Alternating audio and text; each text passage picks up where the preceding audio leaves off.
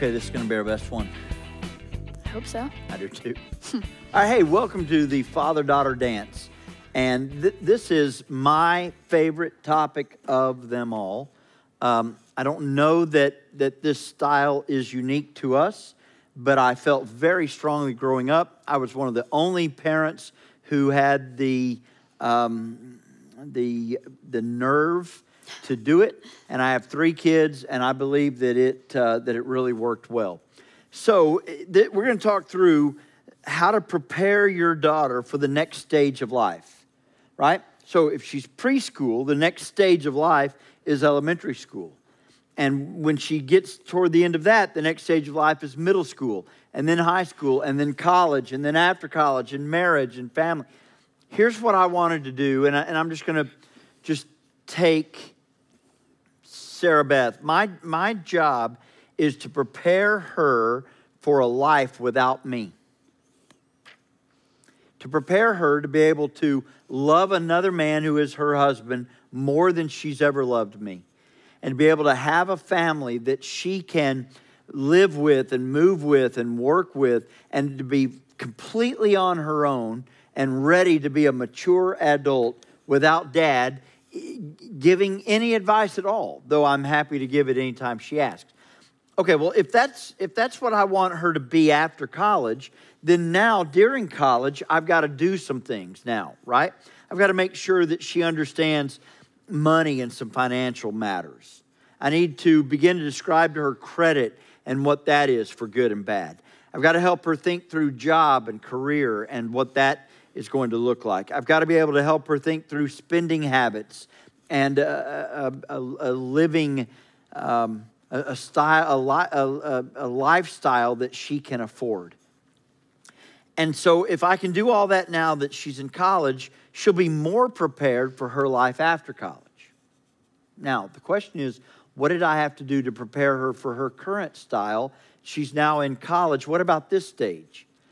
It's too late for me to prepare her for the college stage. She's in it. So I had to do some things in high school to prepare her for college. And I had to do some things in middle school and through adolescence to prepare her for the dating years of high school. And I had to do some things when she was young to prepare her for some of those adolescent things.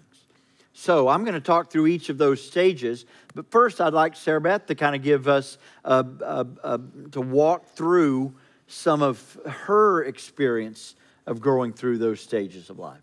Yeah, so something that I'm really learning right now actually is that the habits that we have right now form who we will be in the future. And I have never really considered that because I always think, like in the future, this is what I can be. This is who I can be.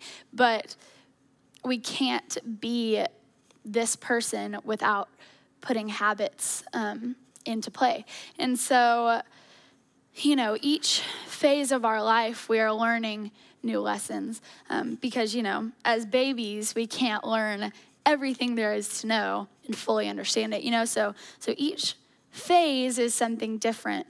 And so, I just wanted to kind of share what that looked like in my own life and kind of things that I did to prepare for the next step. And so I'd say starting in about 5th grade was when I really started getting involved in the church. My dad's a pastor, and so he has, I've always grown up in the church. I've always gone to church, but 5th and 6th grade was when I really started getting involved and started, just realizing like, okay, I play a role in the church, and the church is something that is going to renew me, and so I started learning what it looks like to get involved in a church and just really falling in love with the Lord. And so 6th grade, going into 7th grade, I went on my first mission trip. And I'd go on a mission trip every summer with my church. And so I just learned what it looks like to love others, and to realize that, okay, like my job in life is to love others and to teach them about Jesus. And so that's something that I learned, going into middle school was, okay, I want to love others. How can I do this? Mm-hmm. And, for that time, it really looked like actually going and serving somewhere. Now it's like, okay, where in my daily life can I minister to people? But then it was just learning the basics of, okay, I've got to love people. What does this look like, you know? And so in middle school, you know, I met my best friends. They're still some of my best friends today. And I just learned what accountability looks like, what it looks like to say, hey, I've been noticing you doing this, and like this does not honor God. And we really did not do it in the best way, you know, in the most mature way, in the most loving way. But that's what we were learning was, okay, we want to push each other towards Christ. So how are we going to do that? You know, we're all going to be involved in church together, and we're going to, you know, be a team, you know. We all are going to love the Lord. And so, you know, let's meet up. So we got a Bible study leader, discipleship group leader, and we would meet once a week and just go through the Bible or go through whatever she had prepared for us. And we did that all throughout middle school and high school with an older leader and just friends who are going to walk with us through life. And then once I got to high school, I just learned what it looks like to live out my faith when temptation comes. And it was a huge process of, okay, you know, who do I want to be? What do I, you know, how do I want to live? Because they're, you know, doors are so wide open. You know, everyone's kind of experimenting with things, and there's just a lot of temptation. And I just learned, you know, like, okay, who do I want to be, and what does that look like? You know, am I going to be set apart, or am I going to do what everyone's doing? And I remember my parents, you know, if I was hanging out with friends that weren't pushing me towards Christ, and I was really spending a lot of time with them, they would say, you know, like, hey, is that really who you want to be investing in? You know, is that really who you want pouring into you? And I always thought, well, you know, Dad, who do you want my friends to be then? If everyone is doing this, then who am I supposed to invest in, you know? And except for still my best friends from middle school. They were the ones that were always so consistent. But, you know, I just thought, well, okay, who am I supposed to spend my time with? But really, like, they were right in saying, you know, who are you going to be invested in, and what are you going to live out in your day-to-day life? And so in preparing for college, I mean, even going into my senior year, throughout my junior year, I started getting habits nailed down that I could keep with me when college came, and where I would really be just on my own. My parents wouldn't be knowing who I was hanging out with necessarily and what they were doing. And so, you know, I started, you know, nailing down having a daily quiet time and pursuing those friendships that were building me up, and, you know, all these things that are really fundamental in our faith, you know, praying with your friends and praying for your friends, or, you know, not just your friends, your family, just praying in general. But, you know, I was able to nail down those habits so that when I got to college, everything that I did was a choice, but it was like, okay, well, this is who I am, you know? And so there's all these temptations, but I've already got a firm foundation, because when I was in high school, you know, I already kind of wavered with that and then said, no, this is who I am. And so every step will be so much easier if you're preparing for it. You know, if you're saying, okay, well, I know this is true and I know this is good. So now whenever I go to the next step and it's like, oh, well, what do? I already know, you know? So when it comes to, you know, when I was in middle school and I learned, okay, my job is to love people, you know? So then whenever I got to high school, people were being mean to a girl on my cheer team. I'd say, well, I learned that 2 years ago that I'm not going to do that, you know? Or I learned 2 years ago that I'm not going to gossip. Like, I've already been there, and so I'm just not going to do that now. And so everything just, you know, built on each other and is still building on each, you know, I'm still learning so much. But, yeah, just knowing, like, every phase is what makes you who you are in the next phase. You know, you can't have something in theory without actually putting it into practice.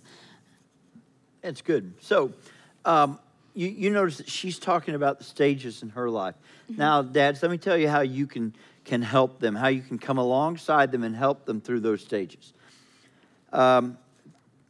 First, when they are the youngest, when they're up through 7, 8, 9 years old, the way you help them through that stage is to let them know that they are loved unconditionally. That's the number one thing that you can do. I could go on and on and on about that, but you know what it means, and you know if you're doing it or not, and you gotta nail that one. The next stage is to make sure that you know who their friends are. Once they get into high school, they need to have already decided the kinds of people that they're willing and that you're willing for them to hang out with. And so you've really got to be invested in your girls and their friends to make, and the guys that are a part of that circle, to know what kind of friend group that is. Because look, she's not ever going to do anything bad by herself. It's always going to be with someone else, right? With a group of girls or with a guy or with a group of girls and guys, they're going to get in trouble. If she's going to get in trouble, always 100% of the time with someone else.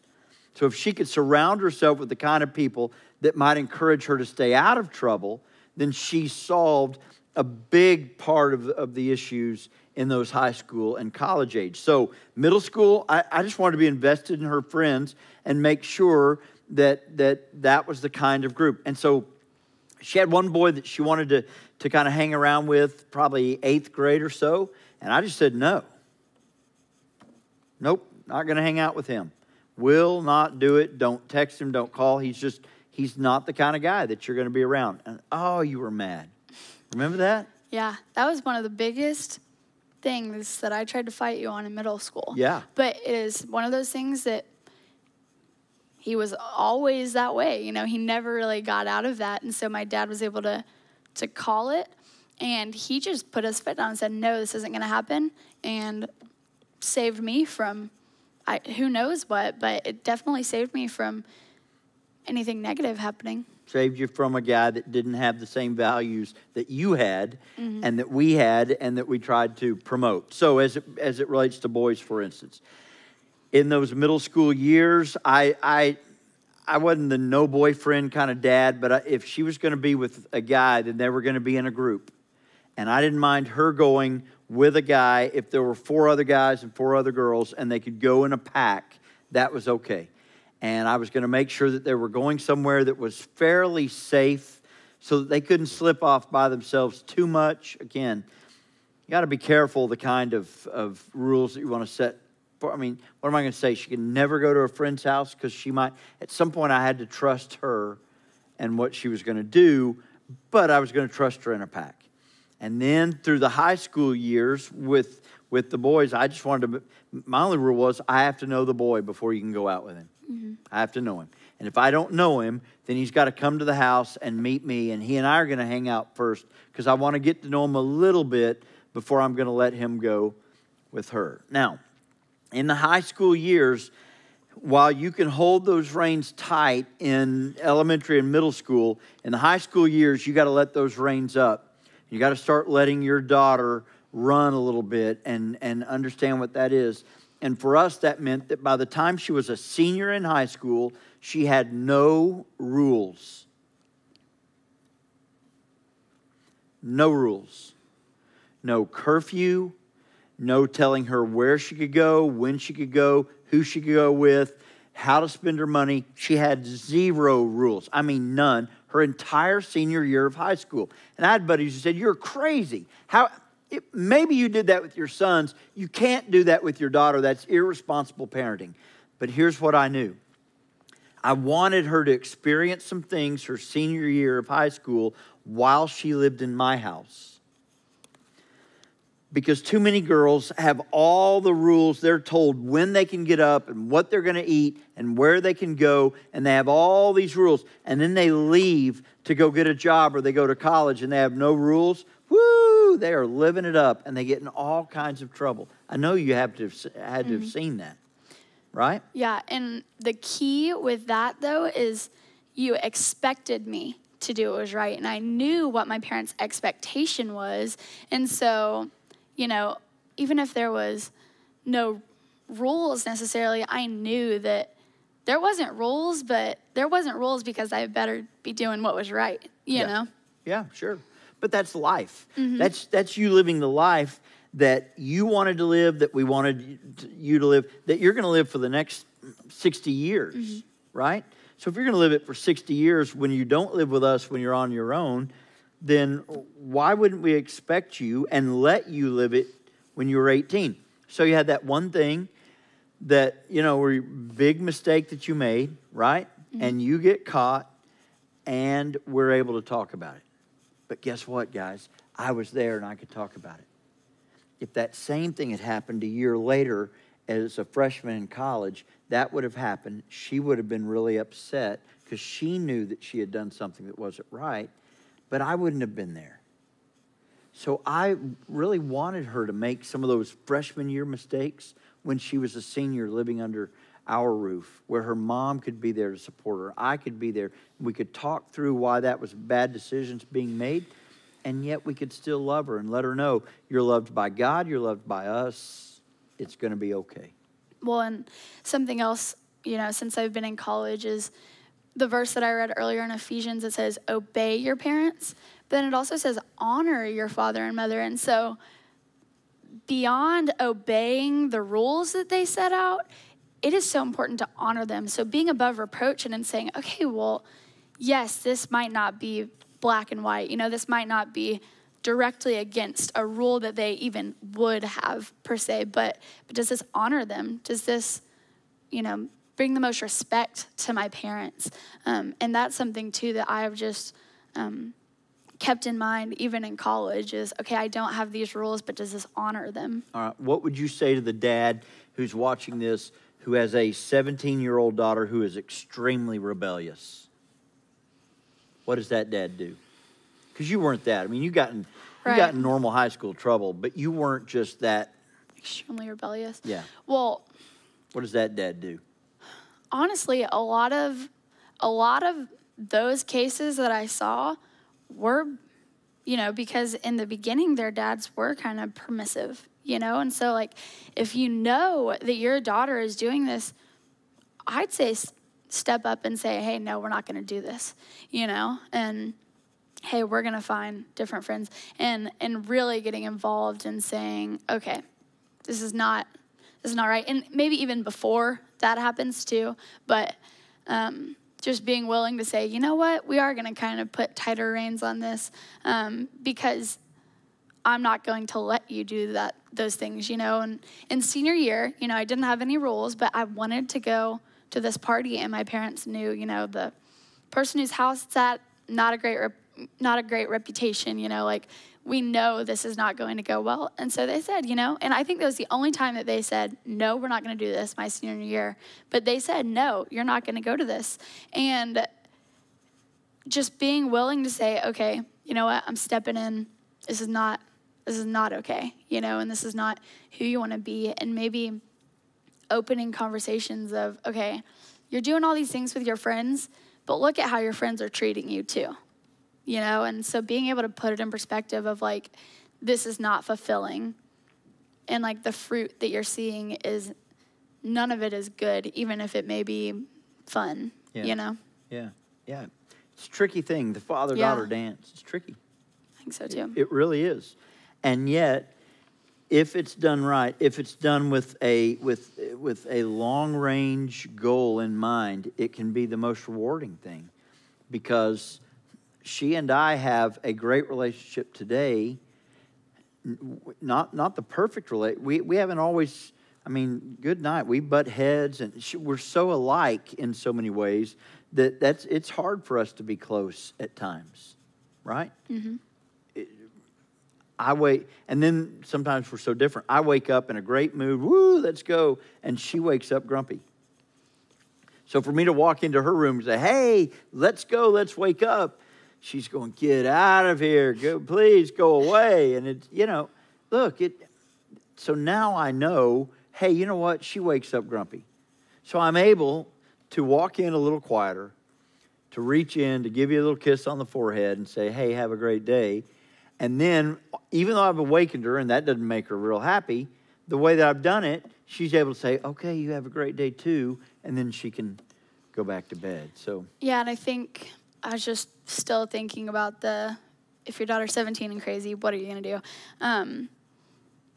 Do not be discouraged in that, because you know, you can, with a lot of prayer, like, you will see breakthrough if you hope for it. And so, you know, like, one of the things that my parents did when I got in trouble with the drinking thing my sophomore year, they had my Bible study leader talk to me about it. I had no idea that they had orchestrated that, but, you know, it was kind of someone who was not my parents. I wasn't scared of consequences. And so maybe even putting someone else in their life too that's going to push them further would be such a good thing too. And just not losing heart that you're going to see breakthrough. Sorry. And last thing, what was I going to say? Oh, yeah, it's just, if it is a result of you having not invested in her before, you know, and there could be bitterness or whatever that relationship looks like, A, lot of prayer helps with that, but B, being able to say, look, I have messed up, you know, and I am sorry for that. Or, you know, just being able to have conversations with, like, okay, how can we move forward in our relationship, and how can we make this better, to just having an open conversation. Okay, finish with the one last thing about boys. Just your perspective on as you were going through these stages of life, when you were able to be around boys, when you were dating, what, you know, all the shotguns and all the stuff that I used to pull out. And oh yeah, my dad was funny with boys. He would give them like talk, and, you know, but it's great. He still does it. He still has the talks. But I think, like what he was saying, in a group setting is always good, to have, you know, just always being above reproach and just not putting yourself in tempting situations. And also, yeah, you always knew my boyfriends. You always knew their reputation, and you knew about them, which was so great too. And you knew their friends, you know? And so you were able to just see kind of motives and stuff, but I knew the motives. yeah, I know. Yeah. You've been there. But well, I don't know if you've been there with motives. Yeah, but thanks. Anyways, I just think, you know, you are never going to regret your parents saving you from anything. And so you don't know what God's plan is for your life. And so, you know, me having a boyfriend in 9th grade, you know, okay, well, I'm never going to see the bozo again. And so if he would have said, hey, this isn't a great guy, you're not going to date him, I'm not losing anything from that. And so. Yeah. Yeah, that's a good perspective, especially for the girls who are watching this, to recognize, man, some of those guys that are just the most, you know, the love of your life today are guys you're never going to see again. Right. So just having perspective and knowing that your dad has perspective too, far more than we do. Yeah, you're a great daughter. Thank you. Okay, so we have one more to go. It's going to be pretty short, but it's the last one. It's a good one, and we're just appreciative of the time that you've spent today, and hope that you guys can talk about this together and enjoy it. Yep. You did good. Thanks. I did too. Hi, I'm Greg, and this is my daughter, Sarah Beth. Say hi, Sarah Beth. Hi, Sarah Beth. Anyway, Sarah Beth has a song that she wants to sing, so listen good. Sing it, sister.